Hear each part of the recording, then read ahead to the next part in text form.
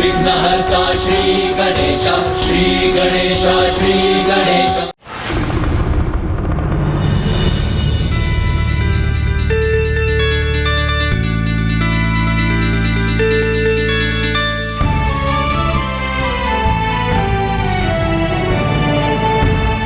मूषक जी, कैसा दिखाई दे रहा हूँ मैं?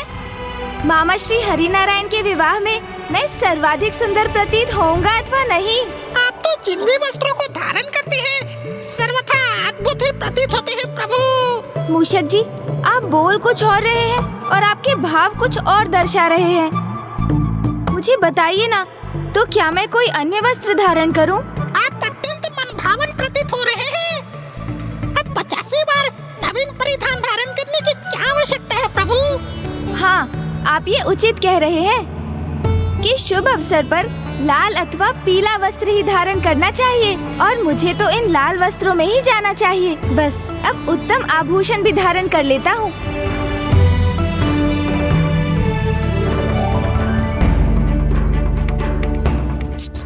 अर्धदिवस तो परिधान का चुनाव करने में ही लगा दिया और अब अर्धदिवस आभूषण चुनने में व्यतीत कर देंगे। इतने उत्साहित हो रहे हैं जैसे इनका ही विवाह हो।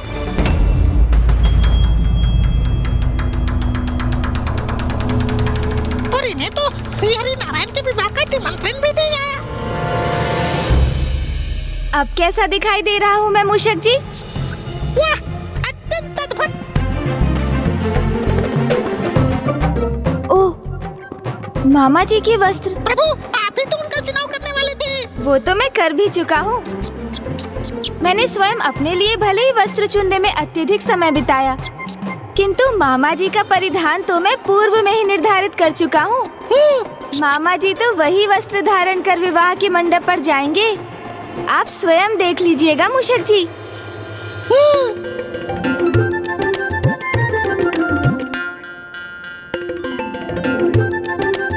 जिनके विवाह में भाग लेने के लिए आप इतने उत्साहित हैं कि स्वयं उनके लिए वस्त्र भी चुन रहे हैं। हाँ मूषक जी, मामा जी श्री हरिनारायण भी तो मुझे अपने विवाह में आमंत्रित करने के लिए अत्यंत उत्सुक होंगे। शीघ्र देखिएगा, उनकी ओर से कोई अवश्य आएगा मुझे अपने साथ ले जाने। और ये भी संभव है कि वो स्वयं मुझे निमंत्रण देने आ जाए, क्योंकि मैं उनका प्रिय भांजा जो हूँ। फिर तो किसी को आ जाना चाहिए था ना प्रभु, क्योंकि अब बारात निकलने का समय निकट है। कदाचित प्रभु विवाह के समस्त प्रबंध करने में व्यस्त होंगे, इसलिए उनके ध्यान में नहीं रहा होगा। मामा जी तो मुझे कदापि नहीं भूल सकते मूषक जी। हाँ, ये संभव है कि वो मेरे विशेष स्वागत की तैयारी कर रहे हो। क्यों ना हम ही एक कार्य करें, विवाह की तैयारियों में उनका कार्यभार घटाने के लिए हम ही वहाँ चलते हैं। और वैसे भी मुझे शीघ्र जाकर मामा जी को उनके विवाह के वस्त्र प्रदान करने हैं। उचित है, मैं तो मात्र इतना चाहता हूँ प्रभु के मन को कोई ठेस न पहुँचे और सब वैसे ही हो जैसा वो सोच रहे हैं। आइए न मूषक जी, शीघ्रता कीजिए, अन्यथा मेरे अतिरिक्त अन्य सभी पहुँच चुके होंगे वहाँ। किंतु आपको तो क्या था प्रभु, मैं इतनी तीव्र गति से नहीं बढ़ सकता। इसलिए यदि आप वास्तव में चाहते हैं कि आपके द्वारा चुने गए वस्त्र प्रभु श्री नारायण को समय पर प्राप्त हो जाए, तब तो आपको शीघ्रता से बारात में भाग लेने पहुँचने का कोई अन्य उपाय ढूंढना होगा प्रभु। एक उपाय सूझ गया मुझे। देवराज इंद्र तो अवश्य विवाह में आमंत्रित होंगे और उसमें भाग लेने जा ही रहे होंगे, तो मैं उन्हीं के पास संदेश भिजवा देता हूँ कि वो मुझे भी अपने साथ ले चले। यहाँ प्रभु सब कुछ भूलकर अपने मामा जी के विवाह में भाग लेने के लिए अति आतुर थे, और वहाँ देवराज इंद्र अभी प्रभु ऋषि दुर्वासा से प्राप्त सीख और दंड को भूलकर एक नवीन भूल करने के लिए तत्पर थे।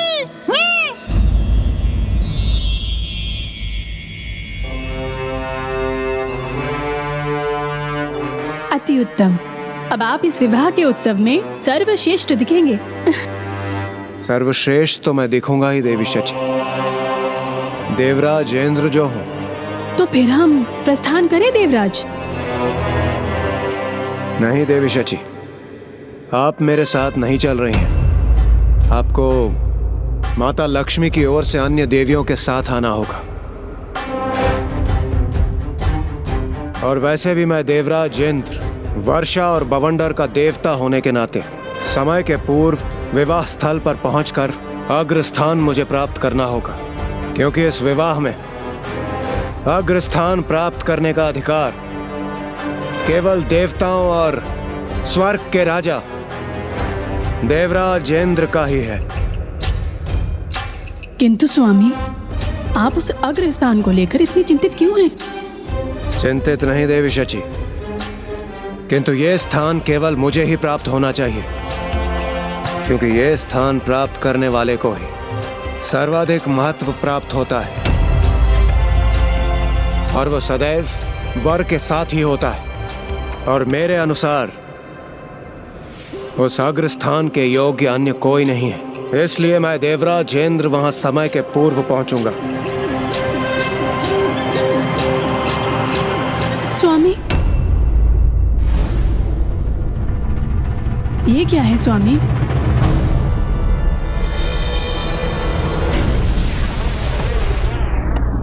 प्रतीत होता है किसी का संदेश है।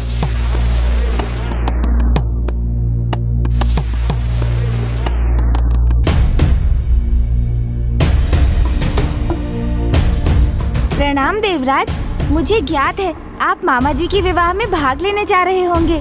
कैलाश आपके मार्ग में ही है, इसलिए मैं आपसे अनुरोध करता हूँ कि आप मुझे अपने साथ ले चलें।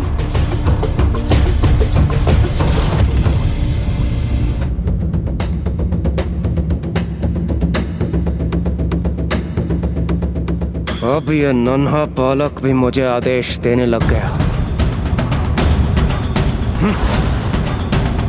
आप ये कैसे अनुचित वचन कह रहे हैं? ये तो मात्र एक अनुरोध है।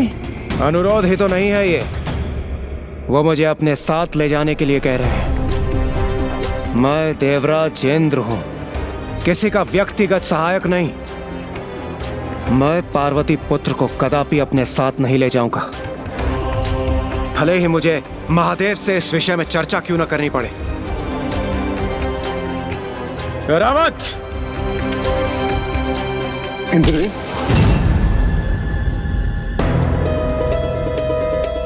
ये क्या हुआ देवराज को? मेरे प्रवेश करने पर उन्होंने मुझे प्रणाम तक नहीं किया।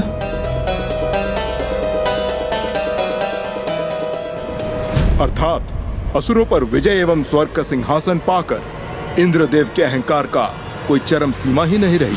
और इसी अहंकार का प्रदर्शन उन्होंने मेरे प्रभु प्रथम पूज्य गणेश जी के समक्ष भी किया।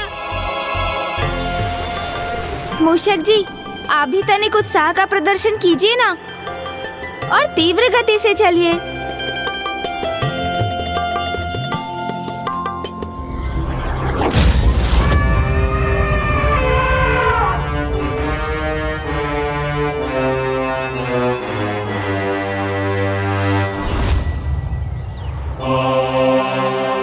रावत, अपनी गति और बढ़ाओ।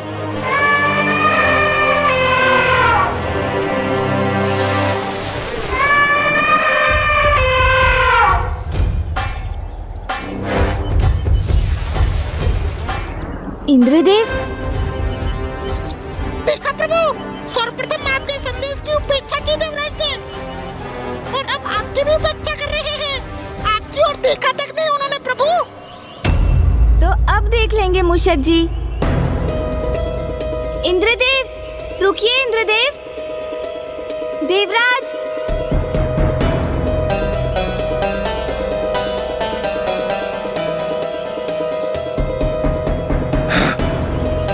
इच्छा तो नहीं है, किंतु अब तो मैं रुकने पर विवश हूं। रावत,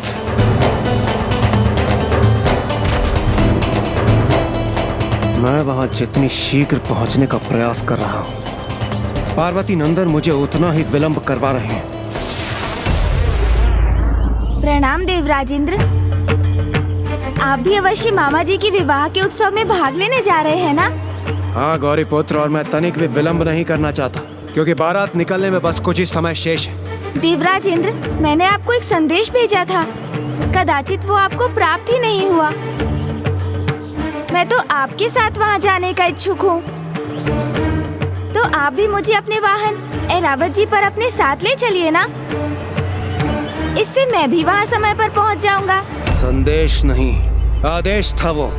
देवराज इंद्र हूँ मैं, किसी बालक के आदेश के अधीन नहीं हूँ। और वैसे भी क्यों ले जाऊं मैं आपको अपने साथ? गजमुख को गज पर आरूढ़ कर अपने साथ ले जाऊंगा तो सभी मेरा उपहास करेंगे। जिस उपहास का पात्र बनना मुझे कदापि स्वीकार नहीं। क्या हुआ देवराज, आप संकोच में क्यों पड़ गए? आप मुझे अपने साथ ले चलिए ना देवराज इंद्र। पार्वती नंदन, आपको अपने साथ ले चलने का स्थान कहाँ है मेरे पास? आपके भार से वैसे भी ऐरावत की गति धीमी पड़ जाएगी और मैं वहाँ तनिक भी विलंब से नहीं पहुँचना चाहता, सबसे पूर्व पहुँचना चाहता हूँ। और वैसे भी देवराज इंद्र हूँ मैं और मेरा वाहन कोई सार्वजनिक वाहन नहीं है और एक राजा को राजा की ही भांति वहाँ प्रवेश करना चाहिए। देवराज मेरे प्रभु का अपमान कर रहे हैं। किंतु देवराज, मुझे शीघ्र ही वहाँ पहुँचना है ताकि मैं मामा श्री हरिनारायण के लिए चुने हुए वस्त्र उनको दे सकूं। इस बालक को देवराज पद की गरिमा समझ नहीं आएगी, इसलिए इसे व्यर्थ में ही वार्तालाप बढ़ाने का कोई औचित्य नहीं है। ऐरावत,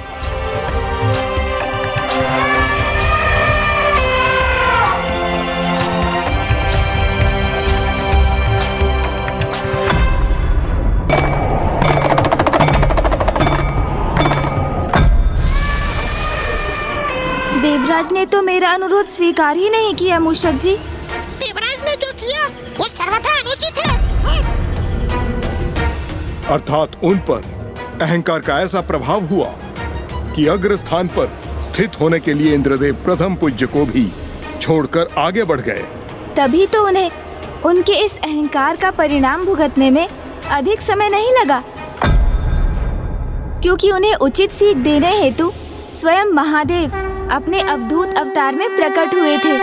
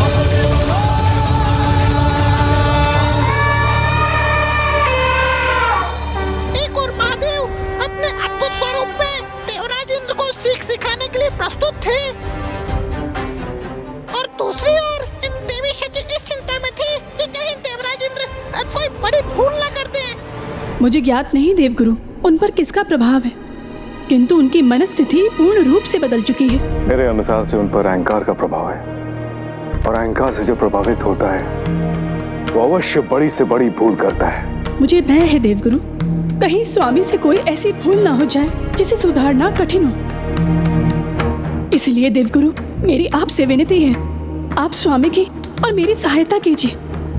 स्वामी को कोई भी भूल करने से रोकिए।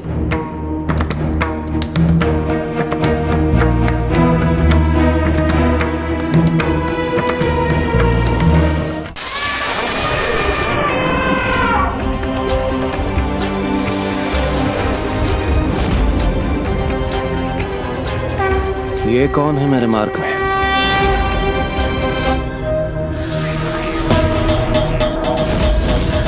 मेरे मार्ग की बाधा बनने का तो साहस किसने किया? हे वृद्ध सन्यासी, ये तुम्हारे विश्राम करने का स्थान नहीं है। देखो, मैं तुम्हें लांघ कर नहीं जाना चाहता, इसलिए हट जाओ मेरे मार्ग से।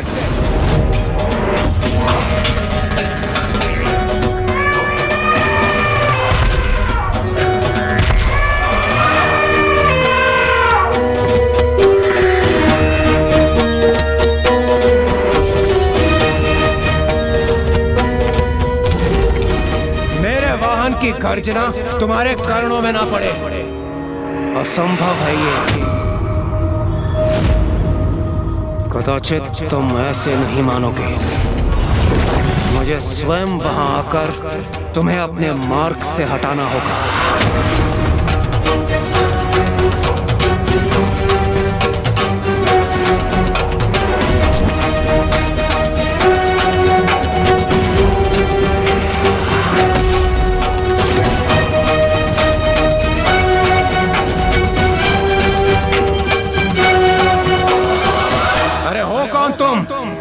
जो मेरे मार्ग में स्थित हो, उठो और हटो यहाँ से। यदि मेरा क्रोध जागृत हो गया तो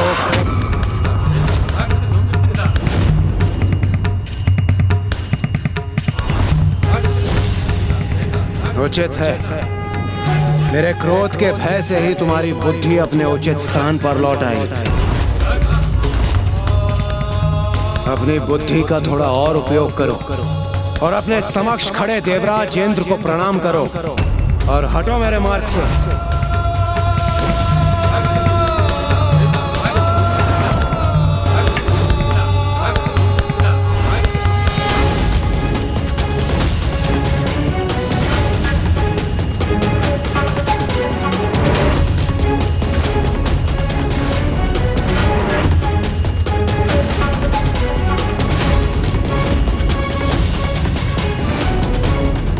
शिष्टाचार का भी ज्ञान नहीं है क्या तुम्हें? मेरे समक्ष झुककर खड़े होने के स्थान पर तुम मुझसे दृष्टि मिलाने का साहस कर रहे हो। प्रतीत होता है मुझसे दंडित हुए बिना तुम मानोगे नहीं।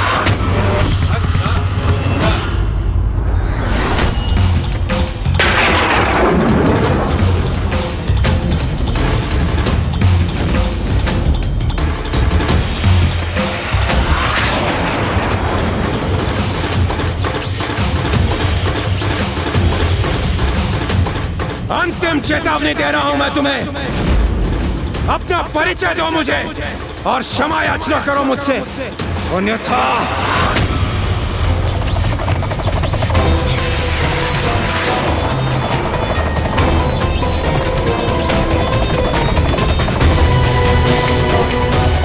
ये अवधूत तो मेरे वज्र को ही अपनी माया से बांधने का प्रयास कर रहा है।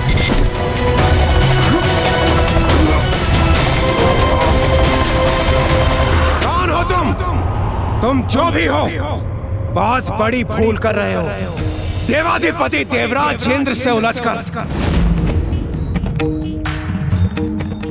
कौन से इंद्र हैं आप? असंख्य इंद्र हुए और मिट भी गए।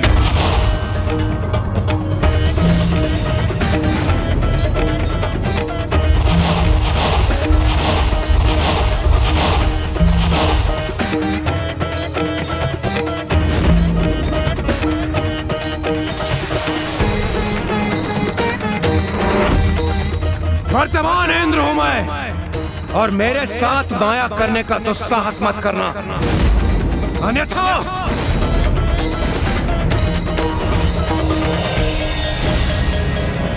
रावत, मेरे साथी, मेरे वाहन, हटाओ इस दुष्ट वृत्त को मेरे मार्ग से।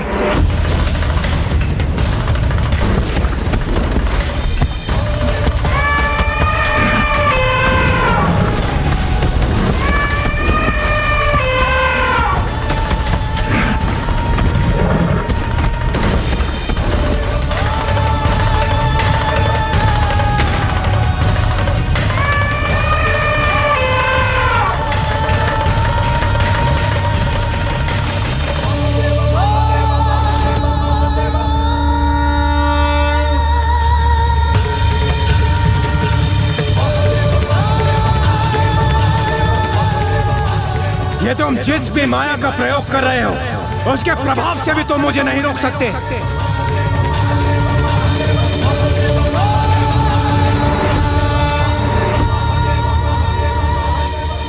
जहाँ एक और प्रभु महादेव इंद्रदेव को अहंकारी होने का दंड दे रहे थे, वहीं दूसरी ओर शेष देवता भी पुनः वही भूल दोहराने जा रहे थे।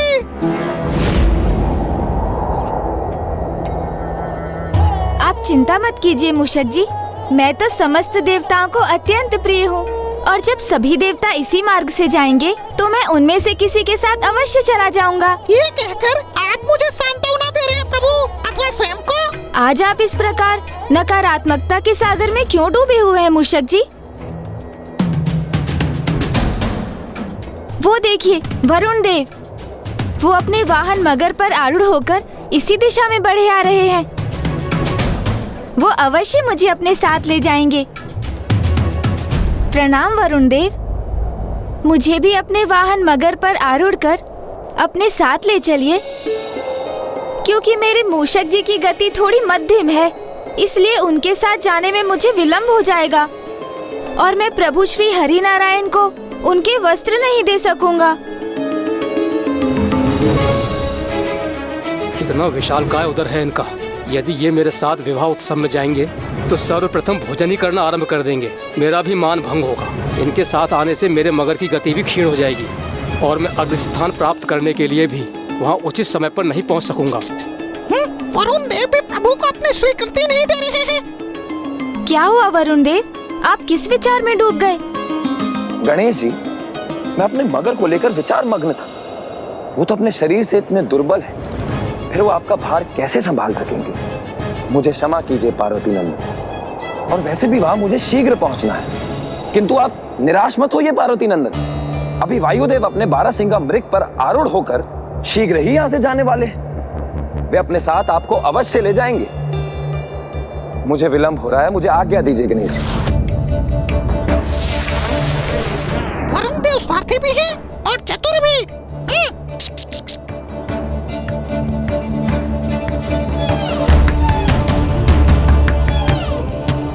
क्या हुआ गौरी पुत्र, आपके वाहन मूषक जी थक गए क्या? नहीं नहीं वायुदेव, मूषक जी की गति थोड़ी मध्यम है और मुझे मामा जी को विवाह हेतु वस्त्र प्रदान करने शीघ्र पहुंचना है। तो क्या मैं आपके साथ चल सकता हूँ? यदि ये मेरे साथ इस वाहन पर आरूढ़ हो गए तो न केवल इससे मेरे वस्त्र मलिन होंगे अपितु उनमें संकोचन भी आ जाएगा। अच्छा गौरी पुत्र, आप एक कार्य क्यों नहीं करते? अभी अग्निदेव अपने वाहन भेड़ पर यहाँ पहुंचने ही वाले हैं। उनके वाहन सुदृढ़ भी हैं और अपने लक्ष्य के प्रति उनका ध्यान भी केंद्रित रहता है। मेरे विचार से आपके लिए वही सर्वोत्तम उपाय रहेगा। ये भी कारण बताकर चले गए? हाँ, ये उचित रहेगा। अग्निदेव के वाहन में उपयुक्त शक्ति है, वो मुझे अवश्य ले जाएंगे। प्रभु ये क्यों नहीं समझ पा रहे हैं कि सभी देवताओं ने अपने साथ न ले जाने का बहाना बनाकर स्वयं ही आगे बढ़ते जा रहे हैं।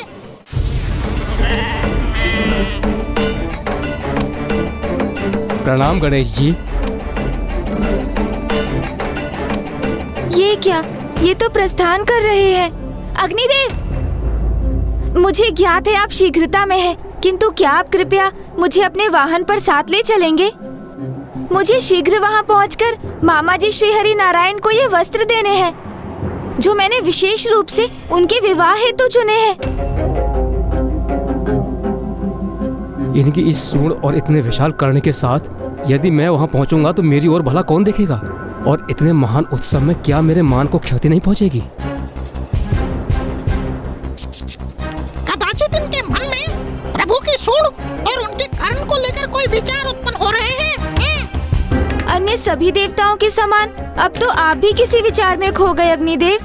क्या आपके वाहन में भी हम दोनों के भार को वहन करने की क्षमता नहीं? वास्तव में मैं तो यही विचार कर रहा था कि मेरा वाहन सबल तो है, किंतु मेरा कम और आपका अधिक भार भी ले सकते हैं। किंतु अब एक और मिथ्या कारण सुनना होगा। इनकी पृष्ठ छोटी है, जिस पर हम दोनों में से कोई एक ही आरूढ़ हो सकता है। तो यदि आप जाना चाहते हैं तो आप ही चले जाइए। कितने स्वार्थी और चतुर हैं ये। सहायता करने के स्थान पर ये तो प्रभु गणेश जी को ही चुनाव करने का अवसर दे रहे हैं, क्योंकि उन्हें ज्ञात है कि प्रभु कितने सहृदय हैं। वो कभी भी अग्निदेव के स्थान पर स्वयं जाने का चुनाव नहीं करेंगे। नहीं नहीं, आपको मेरे लिए कोई त्याग करने की कोई आवश्यकता नहीं। तब तो आप भी चिंता मत कीजिए, क्योंकि मृग से खींचे जाने वाले रथ पर आरूढ़ होकर अभी चंद्रदेव यहाँ पहुँचते ही होंगे। उनके रथ पर आपके लिए अवश्य स्थान होगा। प्रणाम प्रणाम गणेश जी। आपको अपने देवताओं से आशा है प्रभु।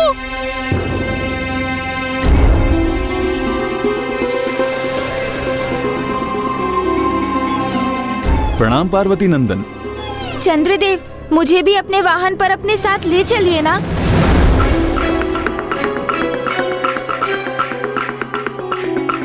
गणेश जी ने तो अब चंद्र को ही अपने अनुचित आग्रह के लिए रोक लिया है।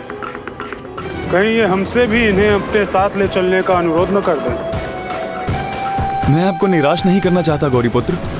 मेरे रथ पर भी स्थान है, किंतु मेरे वाहन चिंकारा मृग आपका भार संभाल नहीं सकेंगे और मेरा रथ यहीं धरा का धरा रह जाएगा। मुझे क्षमा करें गौरीपुत्र। चलिए। इससे पूर्व की शेष देवगणों की भांति गणेश जी हमें भी साथ लेकर चलने का कहकर हमें बाध्य कर दें। उचित तो यही होगा कि हम अपनी दिशा ही परिवर्तित कर दें।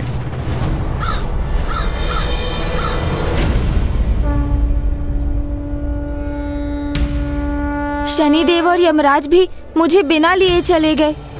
अर्थात अब तो मैं मामा जी की बारात के पूर्व वहां नहीं पहुंच सकूंगा और ना ही उन्हें उनके वस्त्र दे सकूंगा। सभी देव किसी न किसी कारणवश असमर्थ थे और उस दशा में उन्होंने मेरी कोई सहायता नहीं की।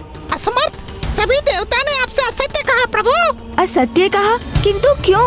उनकी दृष्टि में आप उनके समान नहीं है प्रभु। उनके अनुसार जिस प्रकार आप दिखते हैं वो आपको अपने साथ विवाह में नहीं ले जाना चाहते, इस भय से कि कहीं आपके कारण उनका सम्मान कम न हो जाए प्रभु।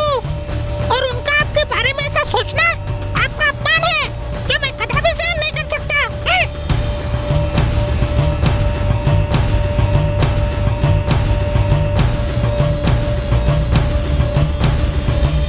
जहाँ एक और मूषक जी को अन्य देवताओं की योजना ज्ञात होने पर वो उन्हें दंडित करने की योजना बना रहे थे, वहीं दूसरी ओर प्रभु महादेव ने अपने अवधूत अवतार में अब देवराज इंद्र को कठिन परिस्थिति में डाल दिया था।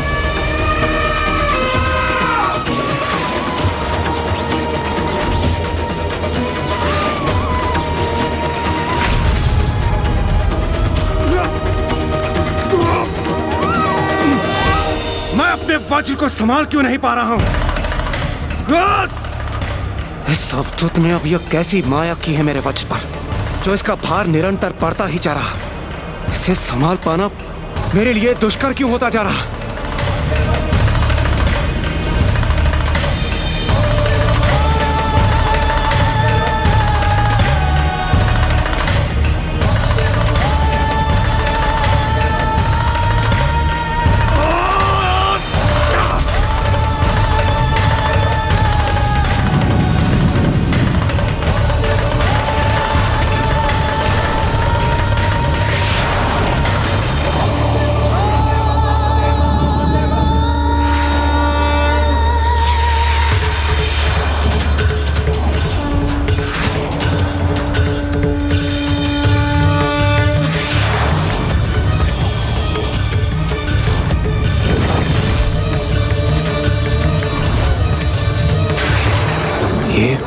ये तो प्रभु महादेव के ही अवतार हैं।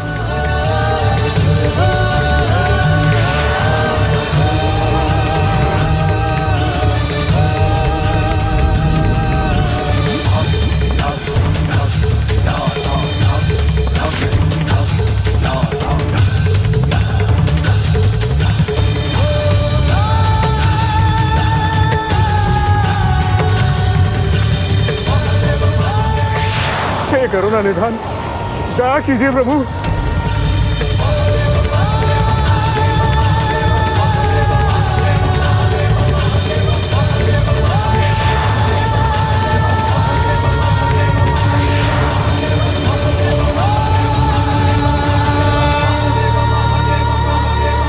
इंद्रदेव को अपनी भूल का आभास हो गया है प्रभु, इन्हें क्षमा कर दीजिए।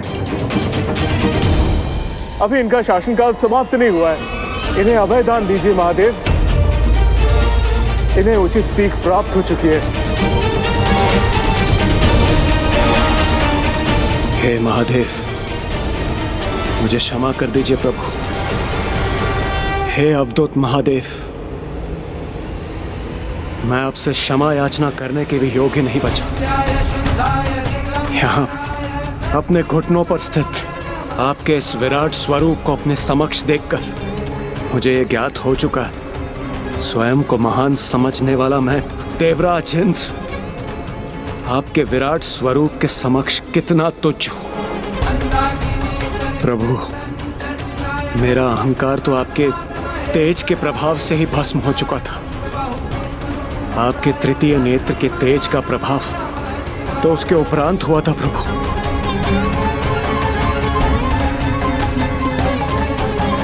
देवराज इंद्र, आप इस अवस्था में मात्र आपके अहंकार के कारण है। अहंकार के वश में आकर जो अपमान आपने प्रथम पूज्य देवता विघ्नहर्ता श्री गणेश का किया है वो सर्वथा अनुचित था और इसी कारण आपको यह दंड दिया जाना अति आवश्यक था। मुझे आशा है कि अब संसार ये सदा स्मरण रखेगा, अहंकार ही सबसे बड़ी आत्मघाती शक्ति है।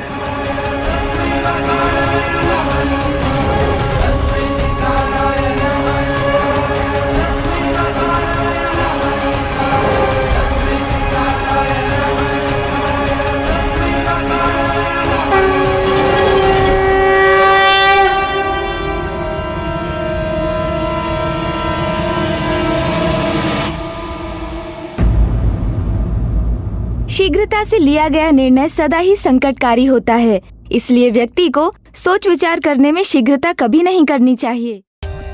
For more updates, subscribe to our channel, click the show links and enjoy watching the videos.